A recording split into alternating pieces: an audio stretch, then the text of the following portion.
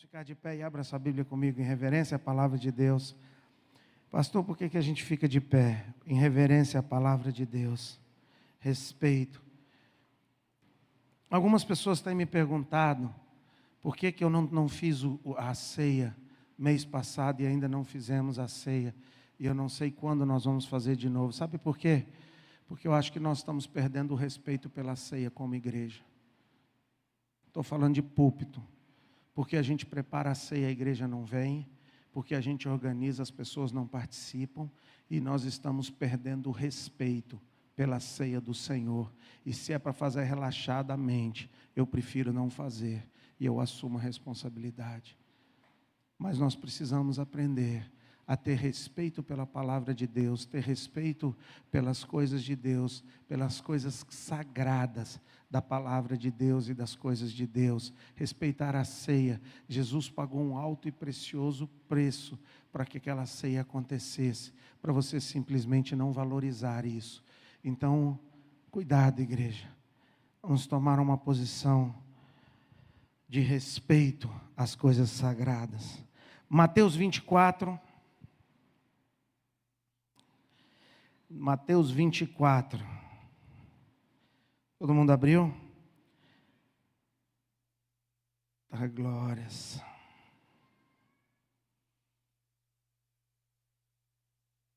O pastor Celso mandou um abraço para a igreja também. Ele está lá em Angola, tem sido um tempo de restauração. E toda seta e toda tentativa do inimigo de impedir isso está lançada no abismo, em nome de Jesus, amém? Tem sido muita guerra também.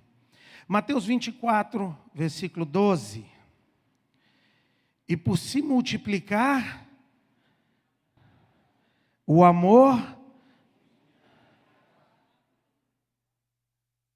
na minha tradução diz, quase todos. Cara, é assustador, porque a gente pensa assim, de alguns, vai ser alguns, não. Quase todos. Se esfriará, mas aquele que perseverar até o fim, será salvo. Pode assentar. E pergunta para o irmão que está do seu lado, como é que está o teu amor?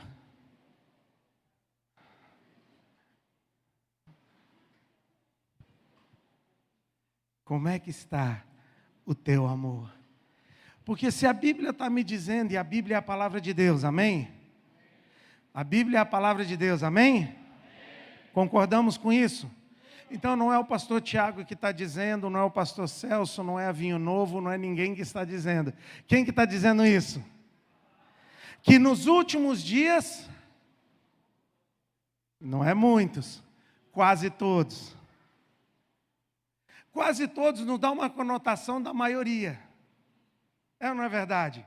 Numa interpretação, quase todos nos deixa entender que a maioria, Beth. Então, nos últimos dias, o amor da maioria se esfriará, porque a iniquidade tem crescido nos últimos dias. E nós estamos vivendo num tempo onde o certo é errado e o errado... Danilo, Alberto, faça isso. Camisa rosa, nos últimos dias a iniquidade crescerá. Oh, Jesus. Tudo rosa, uma rosa, mano. Olha, até combinou a bochechinha, ficou até mais vermelhinha com essa camiseta. Oh, Jesus. Mas nos últimos dias o amor de muitos por se aumentará. Quantos de vocês, sério mesmo, não precisa levantar a tua mão, mas tem aquele sentimento que parece que fazer o certo é errado e fazer o errado é certo? Quantos de nós começamos a ver o ímpio parece que prospera porque ele faz errado e eu faço certo? Você quer ver uma coisa que me irrita muito? É quando eu estou numa fila de trânsito e um bendito passa do lado e entra na minha frente. Eu me sinto a pessoa mais otária do mundo de ter esperado ali naquela fila. E qual que é o meu sentimento? Também vou pôr do lado e vou passar. E de repente nós começamos, e isso é uma coisa simples, mas é uma verdade, que nós começamos a ver que quem faz errado se dá bem. Nós começamos a ver que a pessoa, esses dias a gente estava conversando sobre isso, que parece que aí a pessoa que cola na prova tira nota boa, e aquele que estudou e não colou tira uma nota não tão boa, e de repente a pessoa está se gabando, olha a minha nota, olha aí aqui que eu tirei. E você que fez a coisa certa está com uma nota não tão boa, porque você fez o certo. De repente você começa a ver todas essas circunstâncias e começa a ver a iniquidade crescendo, e a iniquidade tem crescido nos últimos dias, tem ou não tem? A iniquidade tem crescido muito.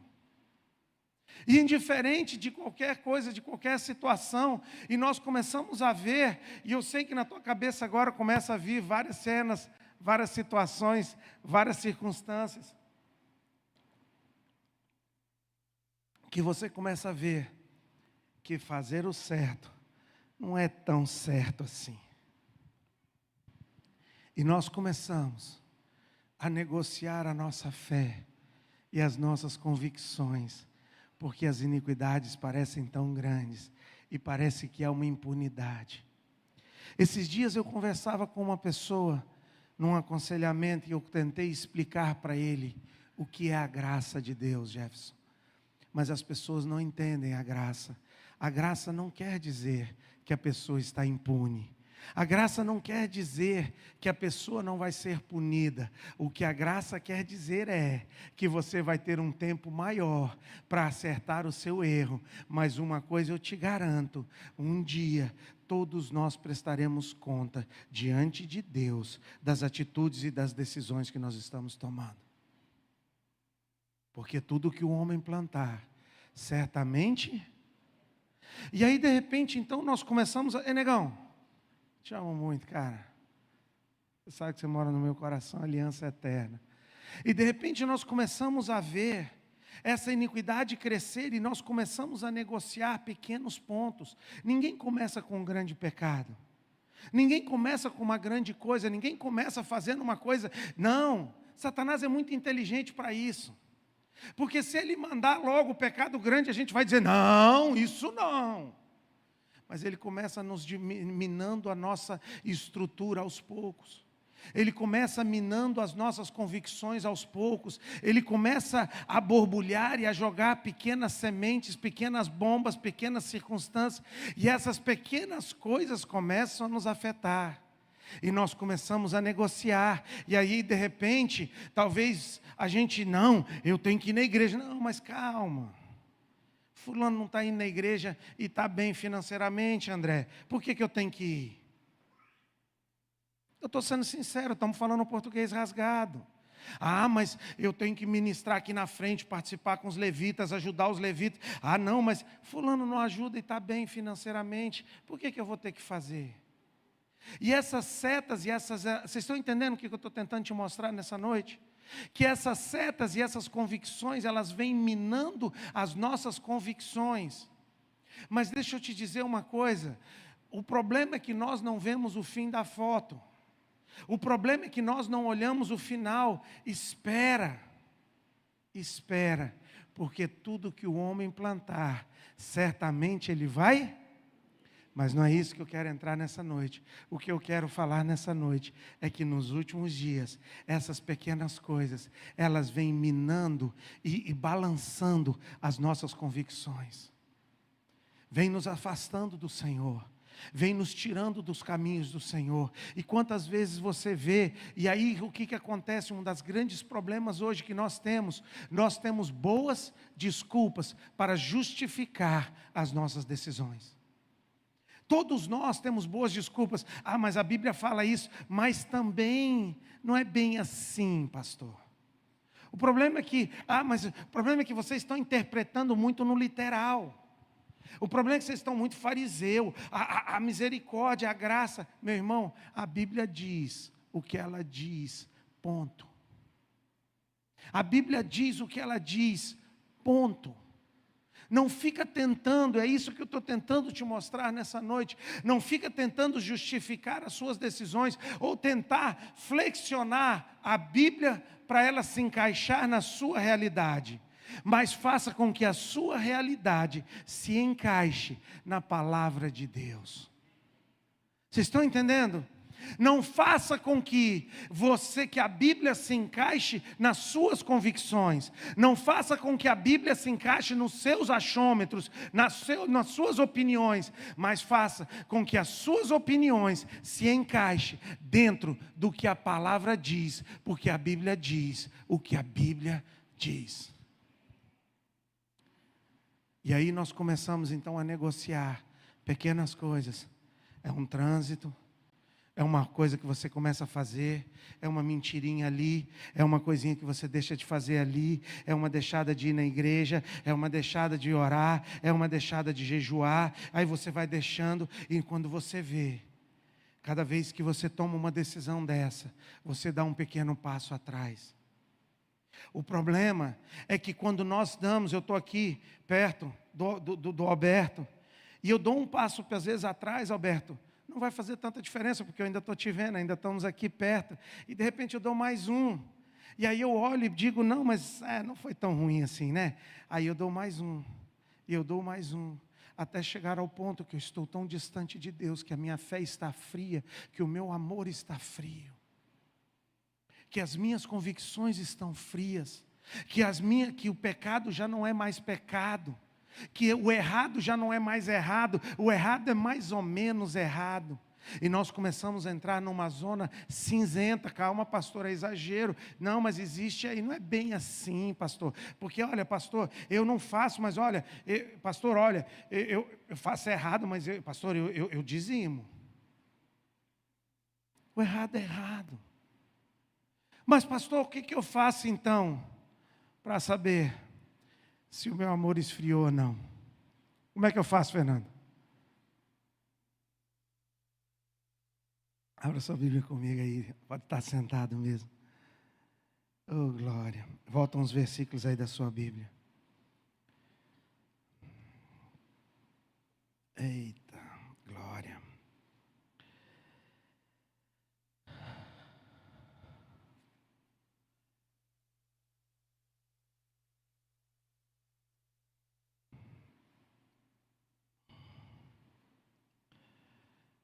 E cadê o texto que sumiu agora? Cadê meu óculos? Agora eu acho, espera aí. Achei, Lucas 6. Também tem que pôr óculos, né, Jefferson? Lucas 6.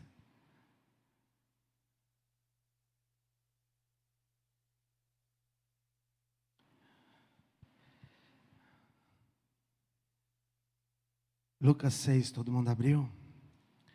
Versículo 43. Fernando, como é que eu faço para saber como é que está o nível do meu amor? Versículo 43. Não há boa árvore que dê, nem uma árvore que dê.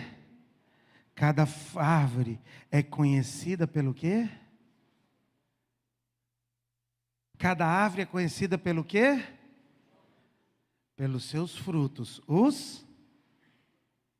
Pelo seu fruto os conhecereis. Pelo seu fruto os... Põe óculos, mana. Põe óculos. Pelos seus frutos os... Como é que eu sei se o meu amor esfriou? Pelos frutos os conhecereis. Como é que está a tua vida cristã? Como estão os resultados da sua vida? Tudo que você tem colocado nas suas mãos tem sido abençoado?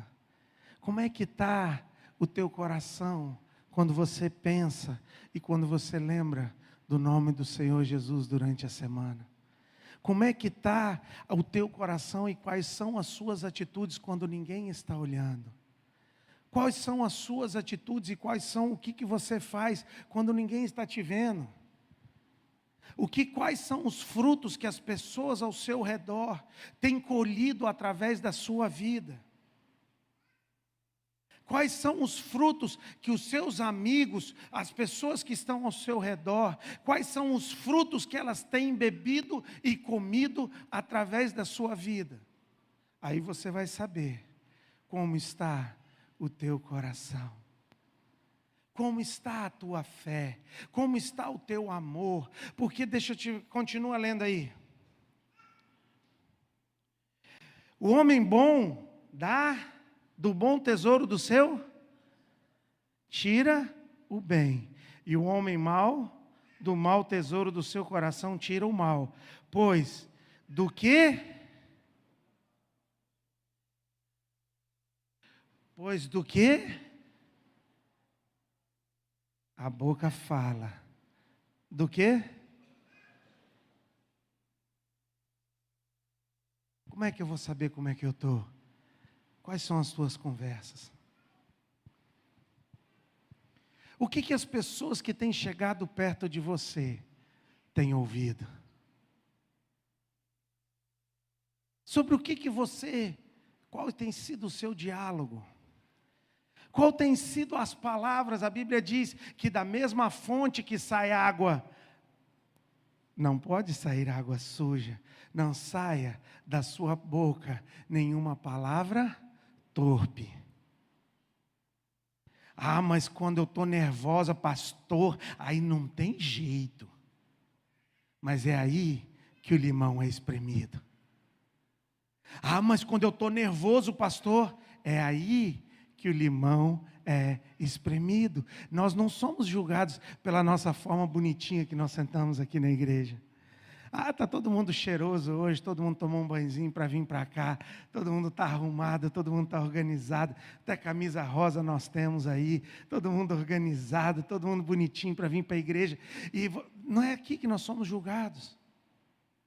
Nós somos julgados no nosso dia a dia. Nós somos julgados quando nós estamos perto de pessoas que nem sabem que nós somos crentes. Aquele crente, agente secreto que ninguém sabe que ele é crente. Mas eu vou te ser sincero, tem alguns que é até melhor ninguém saber, porque o testemunho é tão feio que até dá vergonha de dizer que é crente. Mas pelos seus frutos, é fácil saber como está o teu amor nesses últimos dias. É fácil você saber como está. É fácil, não é uma ciência inexata, não é uma coisa complicada, não é uma ciência tão difícil, é simples. Nos últimos dias, o amor de quase todos se esfriará. Como é que está? Como é que está? Deixa eu te mostrar um outro texto. Abra sua Bíblia comigo em Salmos. Ó, tá vendo isso? Eu pus o óculos primeiro e deu certo. Eita glória. Salmos 84.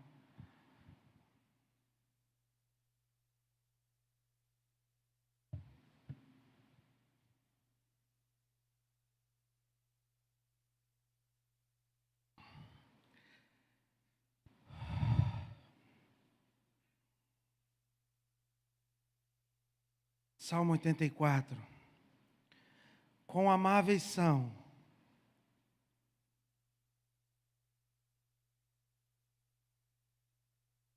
Salmo 84. Quão amáveis são os teus, ó Senhor, a minha alma e desfalece pelos... Qual é a vontade que você tem de vir para a igreja?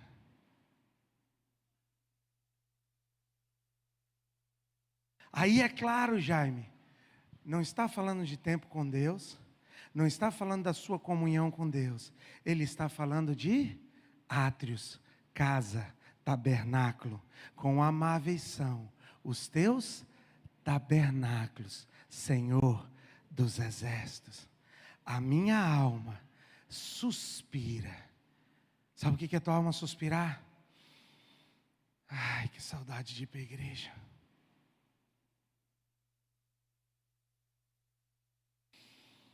Como eu queria estar ali hoje. Pai, como é gostoso estar na tua casa. Pai, como é gostoso estar na tua casa. E se ninguém for tocado nessa noite, eu quero ser tocado. indiferente do que o pastor pregar, indiferente do que o louvor cantar, indiferente do que qualquer um fizer, eu estou na casa do meu Pai. A minha alma suspira e desfalece pelos teus átrios. Mas eu tenho visto uma igreja que nos últimos dias que é normal faltar num culto. Eu tenho visto uma igreja que parece que não sente falta de estar na presença do Senhor. Eu tenho visto uma igreja que tem deixado de valorizar os altares do Senhor e o tempo da casa do Senhor. Cuidado, meu querido. Cuidado. O meu coração e a minha carne clama pelo Deus vivo. Até o pardal encontrou casa, e a andorinha ninho para si, e a sua prole junto aos teus, ó Senhor dos exércitos, Rei meu e Deus meu. Bem-aventurado os que habitam e te louvarão continuamente. Você quer saber como está a tua fé? Mede pelo teu amor a casa de Deus. Quanto que você ama a casa de Deus? E nos últimos dias, o amor de muitos se esfriarão. E muitos vêm para a igreja para cumprir uma tabela, para cumprir uma obrigação. E estão aqui preocupados com tantas outras coisas. Como diz a Bíblia, esse povo me louva com seus lábios, mas o seu coração, a sua mente está tão longe. Pelos frutos os conhecereis. Pelos frutos Como é que está o teu coração? Como é que está o teu amor pelo Senhor? Como é que está? Você quer outra dica que eu quero? Quer mais uma ajuda? Bora mais uma?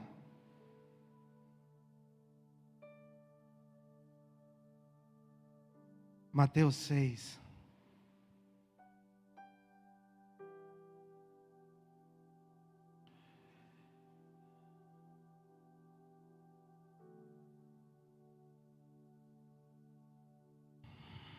Mateus 6.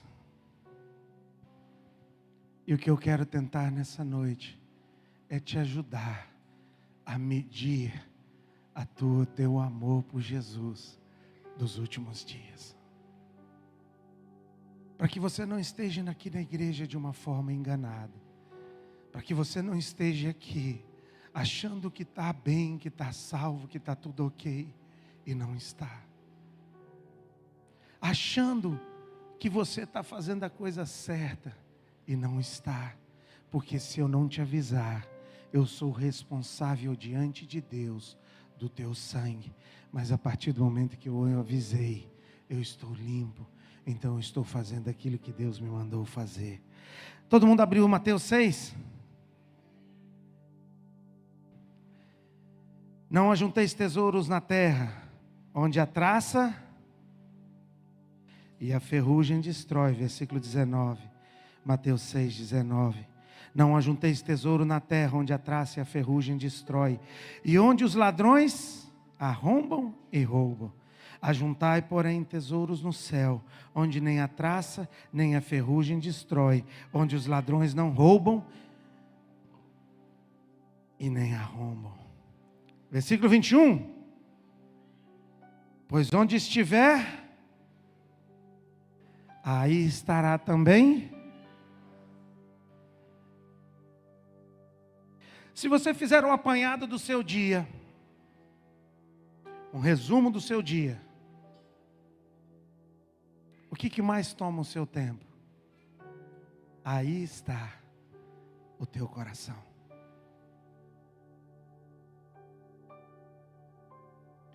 Porque o teu coração está aonde está?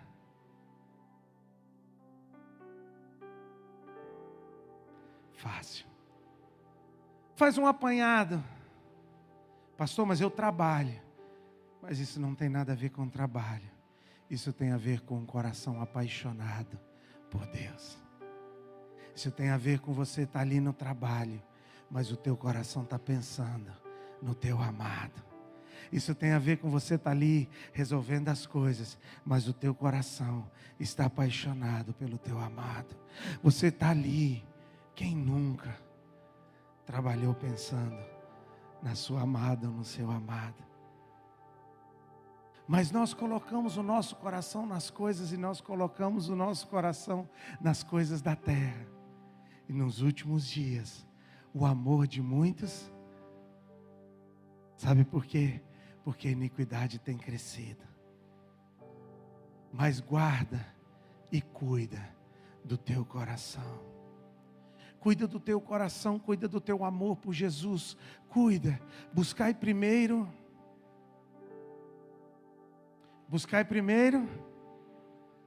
e todas as outras coisas, Mateus 6,33. E todas, buscai primeiro o reino de Deus. Cuida do amor do teu coração. Cuida. Pastor, o que eu faço? Reorganiza a tua vida. Coloca as tuas prioridades em ordem. Ajusta o que precisa ser ajustado. Enquanto é tempo. Enquanto ainda eu e você estamos aqui na terra. Ainda dá tempo para ajustar. Mas eu te digo e te desafio. Te apaixone por Jesus novamente. Hoje, quando eu estava cantando, e faz um tempo que Deus tem trabalhado essa verdade no meu coração. Quando cantamos essa música, quanta beleza que há em ti. E às vezes a gente presta atenção e a gente fica tão deslumbrado com um carro novo, com uma casa nova. Ficamos tão deslumbrados com as coisas da terra. Mas Jesus presta atenção, a manifestação da perfeição de Deus. Nós precisamos reencontrar com Ele, estar com Ele e apaixonar por Ele todos os dias das nossas vidas. Não é só aceitar o Senhor Jesus como Senhor e Salvador da tua vida, pronto, acabou, não.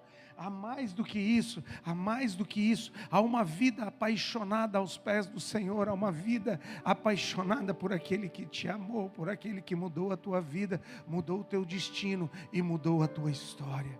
Há um amor, há uma paixão, há algo que suspira a minha alma, suspira e desfalece pelo Senhor.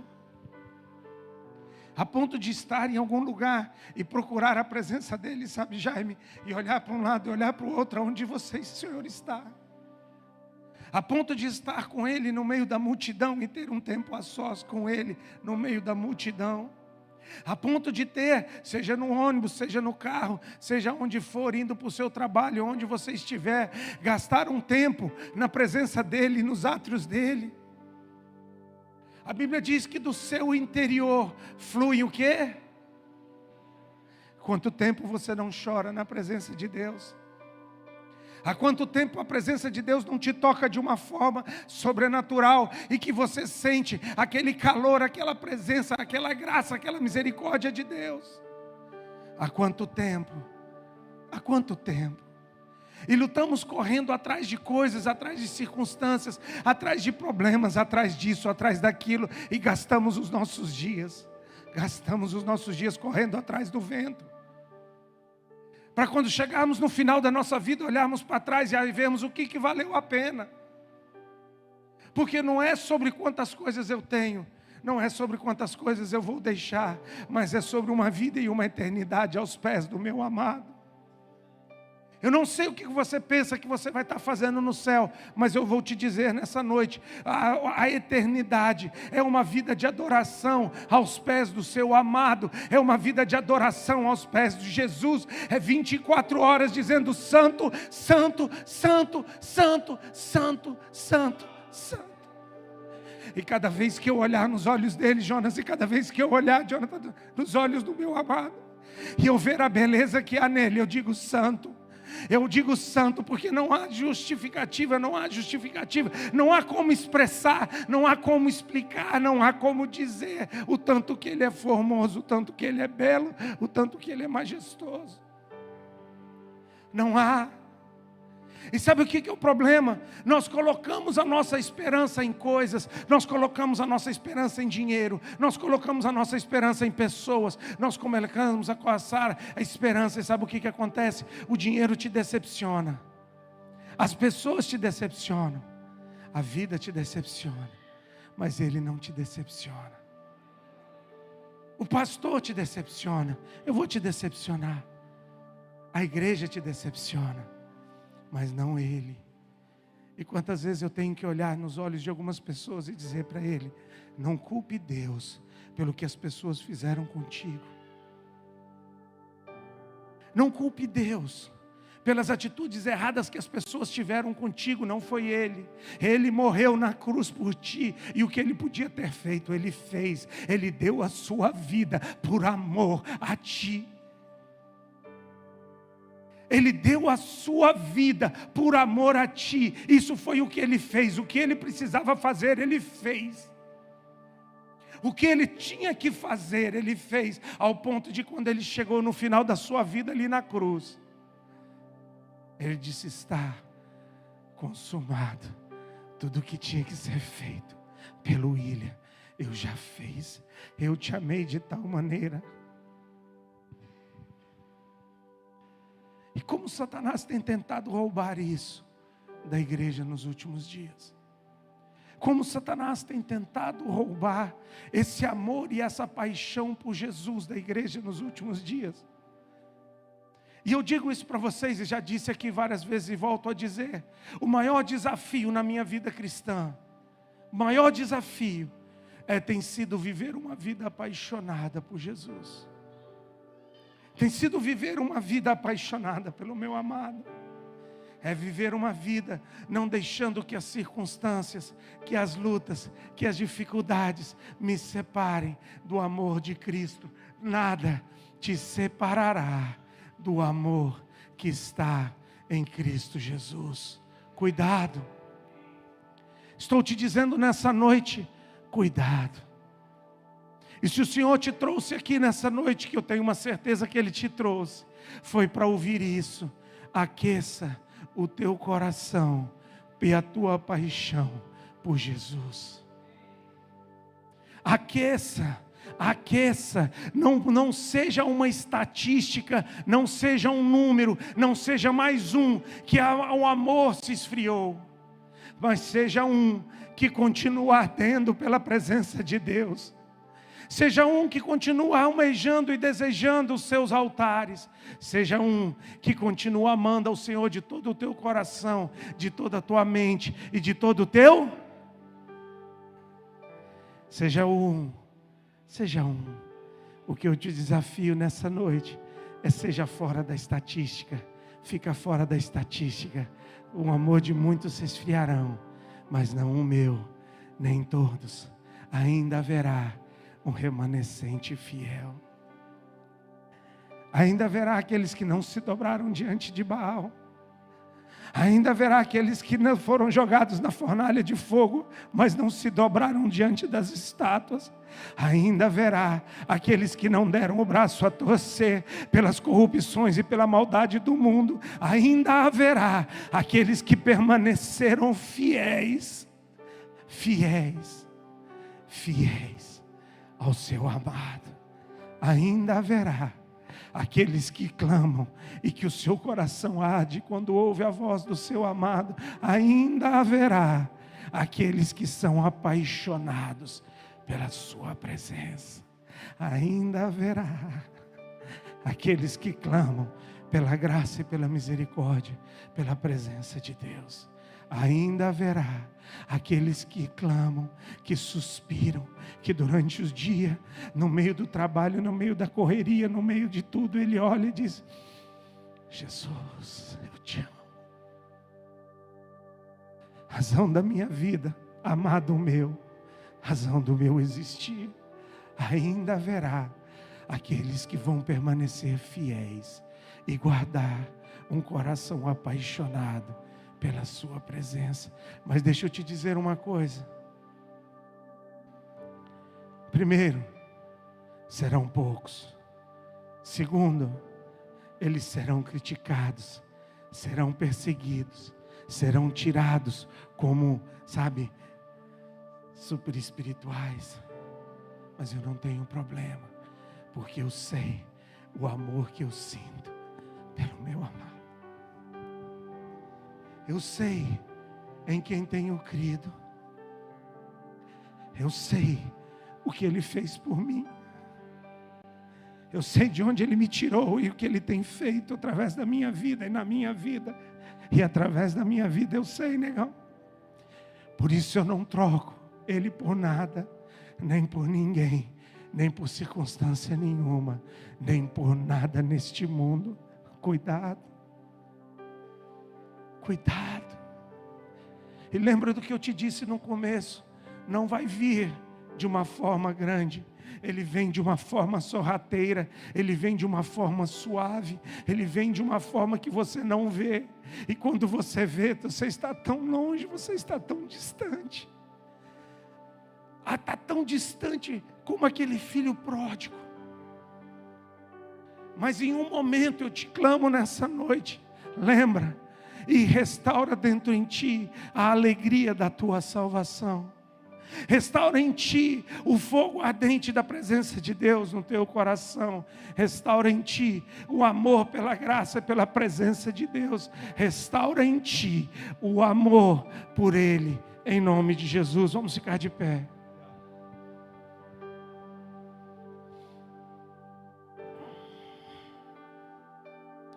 Os levitas podem ficar onde vocês estão.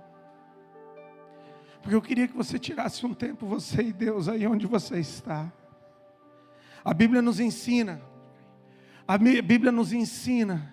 que nos últimos dias o amor de muitos se esfriarão. Mas ela também nos ensina que se nós julgássemos a nós mesmos, os de fora não nos julgariam. Tem um tempo aí onde você está, você e Ele. Dá uma olhada nos frutos. Dá uma olhada no teu coração.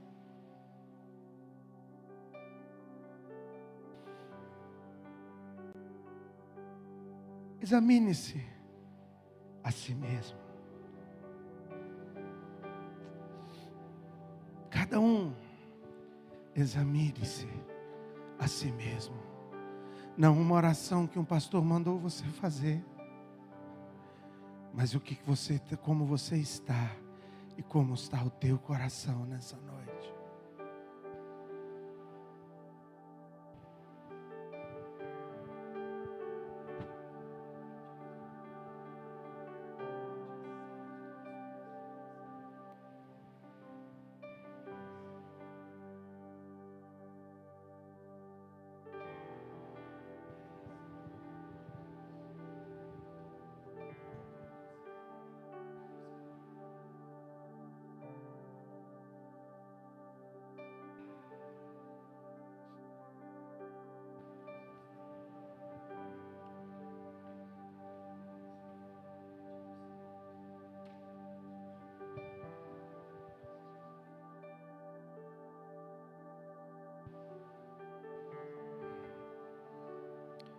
Pai,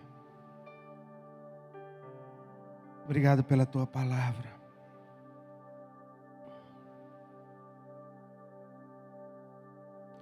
E obrigado porque o Senhor não permite que ficamos no erro.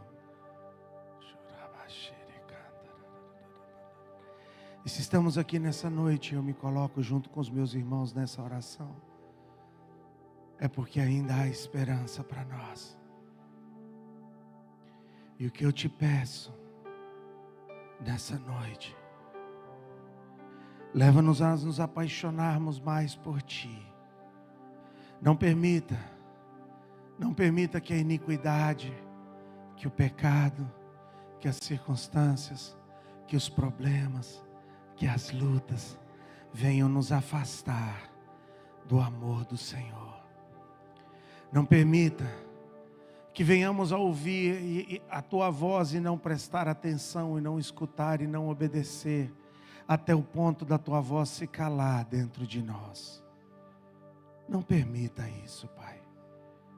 Mas nessa noite, nesse santo lugar, eu quero declarar reativada a chama do Teu Espírito Santo, a paixão pela Tua presença, a paixão pela Tua casa, a paixão pelos Teus átrios, paixão pela Tua igreja, paixão pelos outros membros da Tua casa. Oh Pai, reanima em nós o paixão pelo Senhor, Pai. Reanima em nós a paixão pelo Senhor, Pai. Não uma emoção passageira, não uma emoção que vai acabar, mas uma vida apaixonada, uma vida de decisão, de uma paixão, de uma entrega, de uma renúncia aos Teus pés, Pai.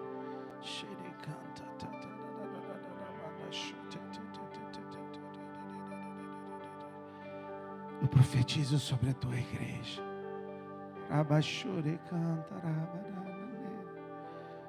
A chama acesa, a paixão reanimada e a vida reanimada.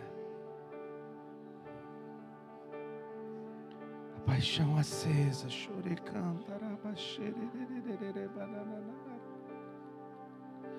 profetiza sobre a tua própria vida nessa noite, querida, é você e ele. Profetiza. Começa a declarar o teu amor por ele onde você está. Pastor, eu não sei como fazer, eu vou te ensinar. Só diga aí: Jesus, eu te amo.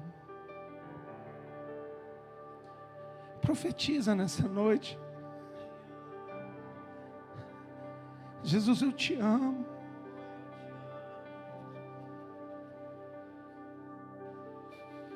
Jesus, eu te amo.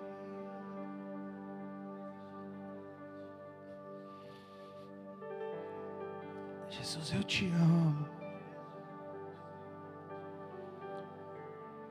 Jesus, eu te amo.